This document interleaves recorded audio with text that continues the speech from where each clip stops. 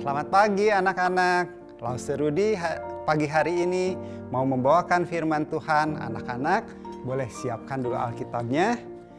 Kita mulai dengan berdoa dulu ya. Lipat tangan, tutup mata.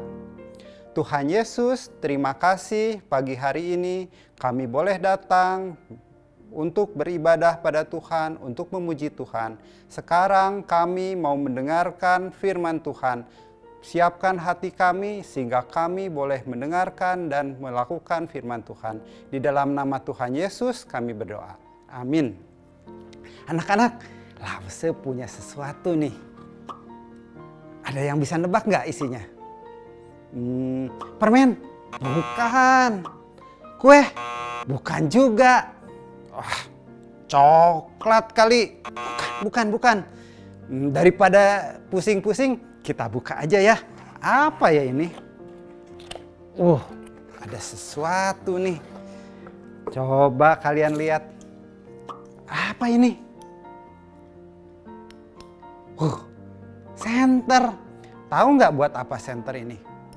Senter digunakan untuk membantu kita melihat dalam kegelapan. Kalau kita dalam kegelapan, tengah malam, kita mau melihat arah, kita gunakan senter. Di dalam Alkitab ada sesuatu mengenai terang ini. Coba kalian buka Alkitabnya. Buka Matius 5. Matius 5 ayat 14 sampai 16. Langsung baca ya. Kamu adalah terang dunia. Kota yang terletak di atas gunung tidak mungkin tersembunyi. Lagi pula orang tidak menyalakan pelita lalu meletakkannya di bawah gantang, melainkan di atas kaki dian sehingga menerangi semua orang di dalam rumah itu. Demikianlah hendaknya terangmu bercahaya di depan orang, supaya mereka melihat perbuatanmu yang baik dan memuliakan Bapamu yang di sorga. Apa ya artinya? Terang dengan kita. Artinya kita bisa menjadi terang dengan melakukan perbuatan baik. Misalnya kalau ada orang yang susah, kita membantu mereka. Atau yang lebih mudah, kalau ada teman-teman di sekolah, mereka susah belajarnya, kita lebih bisa, kita ajarin mereka. Dan kita bantu mereka sehingga mereka mengerti. Di gereja ada orang-orang seperti itu yang tugasnya membantu orang-orang yang lagi kesusahan. Misalnya ada orang yang susah, mereka tidak mempunyai makanan, ada yang dibantu dengan makanan, atau mereka sakit, butuh pengobatan yang murah. Orang di gereja bisa membantu dengan memberikan pengobatan murah. Atau ada juga anak-anak yang tidak bisa mendapatkan pelajaran tambahan. Kita menyiapkan orang-orang untuk membantu mereka. Nah, anak-anak, orang-orang itu disebut diaken. Ada yang pernah ingat gak diaken? Diaken itu memang dipilih untuk melakukan pekerjaan seperti itu. Pada waktu zamannya sesudah Tuhan Yesus, ada seorang yang dipilih juga menjadi diaken. Nah, hal ini pernah Lause Arwin ceritakan. Kita coba ya nanti lihat anak-anak sesudah Lause cerita di Kisah Para Rasul pasal 6 dan 7. Orang ini namanya siapa ya? Ada yang ingat gak? Beberapa minggu lalu Lause Arwin cerita. Orang ini namanya, betul, Bapak Stefanus. Bapak Stefanus itu dipilih menjadi diaken dari 7 diaken pertama. Kalian tahu nggak? Bapak Stefanus ini dipilih karena dia paling kaya? Kan, dia paling pintar? Bukan juga. Tahu nggak? Dia dipilih karena dia ini adalah orang yang terkenal baik, penuh roh dan hikmat. Kalian pasti tahu kalau orang baik, kita tahu semua. Oh, dia baik, tahu. Tapi kalau yang namanya penuh roh dan hikmat, apa ya maksudnya? Penuh roh artinya ada Roh Kudus di dalam dia. Hal itu seperti Bapak Stefanus, dia mendapat karunia, dia mempunyai karunia untuk melakukan mujizat, perbuatan yang ajaib. Dia bisa melakukan perbuatan ajaib. Dan dia penuh hikmat, artinya apa? Dia itu penuh dengan pengetahuan. pada waktu mengajar firman, pada waktu menjawab permasalahan, Tuhan memberikan hikmat, memberikan pengetahuan sehingga dia dapat menjawabnya dengan sangat baik. Tapi walaupun Bapak Stefanus itu baik, penuh hikmat dan pengetahuan, penuh roh, tapi ada juga orang-orang yang tidak suka. Mereka itu orang-orang Yahudi dari kelompok Libertini. Mereka berdebat dengan Bapak Stefanus. Oh, begini. Bapak Stefanus menjawab dengan baik. Begini. Sampai orang-orang jemaat Libertini ini tidak mampu lagi berdebat. Dan mereka menjadi kesal. Mereka menjadi marah. Ini Bapak Stefanus nih, bagaimana ya caranya? Oh, kita sebarkan kabar bohong. Orang Yahudi pada waktu itu mereka sangat menghormati 4 ibadah mereka. Kayak kita di gereja ya. Atau juga mereka menghormati kitab Taurat seperti kita punya Alkitab. Jadi kalau ada orang yang menghina mengenai tempat ibadah atau Taurat, mereka akan marah. Jadi mereka mengabarkan kabar bohong. Bapak Stefanus itu mau menghina rumah Tuhan. Rumahnya orang ibadah orang Yahudi.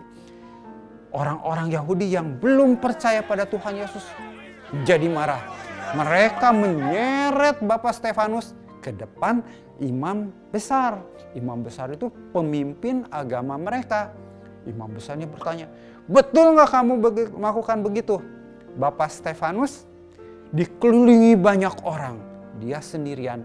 Kalau kalian seperti Bapak Stefanus, takut nggak? Lause sendiri sih, takut juga ya. Begitu banyak orang. Dan mereka menuduh, kamu. Dan sendirian, takut. Tapi Lause yakin juga ada Tuhan Yesus yang menolong. Bapak Stefanus pada waktu itu, dia ditopang oleh Roh Kudus. Dia menjawab dengan berani. Mereka terus menuduh. Bapak Stefanus bilang, kalian sudah membunuh nabi-nabi yang diutus Allah untuk mengingatkan dosa kalian. Kalian tidak mau bertobat. Bahkan kalian sudah membunuh juru selamat yang juga dikabarkan nabi-nabi. Sesudah itu orang itu marah, kesal. Tapi apa yang dikatakan Bapak Stefanus itu benar. Mereka cuma kesal, marah. Terus Bapak Stefanus melihat ke atas. Dia melihat Tuhan Yesus ada di samping kanan Allah Bapa. Terus dia mengatakannya itu. Wah, itu satu penghinaan besar buat orang Yahudi. Allah Bapa bisa dilihat oleh Bapak Stefanus. Wah, mereka sangat marah. Mereka juga sudah tidak lagi tahan. Diseretlah Bapak Stefanus keluar kota. Mereka mau bunuh Bapak Stefanus, dihukum mati dengan rajam. Apa artinya rajam itu? Dilempari batu. Dilempari batu sampai mati. Kalian pernah nggak kalau kena lemparan batu? Aduh, sakit. Bahkan bisa berdarah. Bahkan kalau misalnya sakit banget, memar, sakit. Dan sembuhnya lama.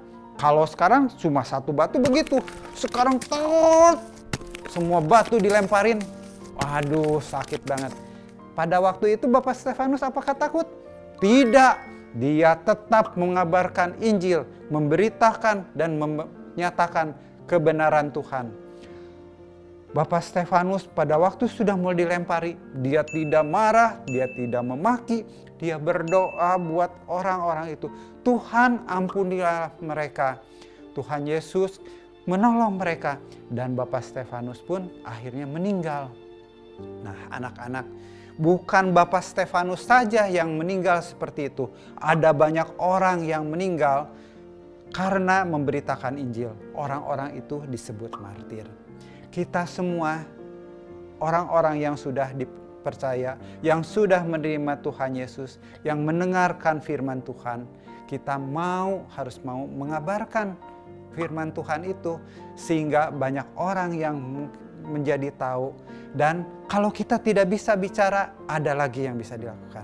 Anak-anak, kalian bisa berdoa pada Tuhan, kalian mohon Tuhan menolong orang-orang seperti Bapak Stefanus agar kuat menderita, menahan aniaya. Kalau juga kalian bisa juga melakukan, misalnya menjadi terang seperti senter tadi, kalian dapat melakukan perbuatan baik, kalian taat pada Bapak Guru, pada orang tua, dan kalau beribadah kalian duduk dengan baik mendengarkan firman Tuhan. Orang-orang yang melihat kalian menjadi terang. Nah, sampai di sini firman Tuhan. Sekarang Lause mau bacakan God's Word kita hari ini. Terambil dari Roma 1 ayat 16a. Kita buka Roma 1 ayat 16a. Kita baca sama-sama ya. Roma 1 ayat 16a. Sebab aku mempunyai keyakinan yang kokoh dalam Injil, karena Injil adalah kekuatan Allah yang menyelamatkan setiap orang yang percaya. Pertama orang Yahudi, tetapi juga orang Yunani. Anak-anak, sampai di sini Lause mengabarkan firman Tuhan. Sekarang kita tutup mata, kita berdoa. Tuhan Yesus, terima kasih untuk firman-Mu. Kiranya Engkau boleh pimpin kami hari ini dan hari-hari ke depan untuk terus menjadi terang Tuhan. Kami mau mengabarkan tentang Injil Tuhan. Dalam nama Tuhan Yesus kami berdoa. Amin. Anak-anak, silakan melanjutkan ibadah kita. Sampai berjumpa lagi.